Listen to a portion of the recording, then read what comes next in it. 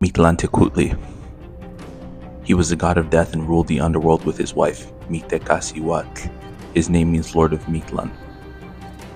He was created by the deities Quetzalcoatl, Huitzilopochtli, Tezcatlipoca, and pt.4.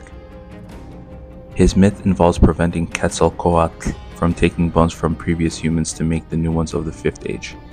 Once the feathered serpent descended into the underworld, he asked for the bones, and Mictlantecuhtli agreed to it, only on the condition that he go around Mictlan blowing a conch shell with no holes. Through his ingenuity, he got worms to bore holes in the shell and to have bees buzz inside of it.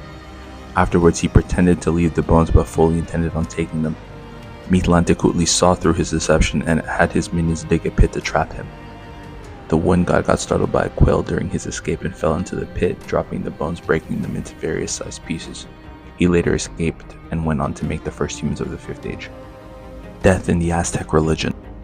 Unlike the mainstream religions where your deeds determine where you end up in the afterlife, that was not the case with the Aztecs. The nature of your death depended on how you ended up. The exceptions were dying violently in war, dying through floods, being struck by lightning, or suffering from rheumatism. If your death didn't fit into any of the exceptions, you would be buried with a sholo and descend into the 9 levels of Mictlan.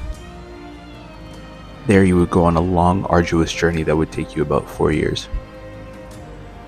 At the end of your journey, you'd come face to face with Mictlantecuhtli, present the gifts that you were buried with, and then be wiped from existence.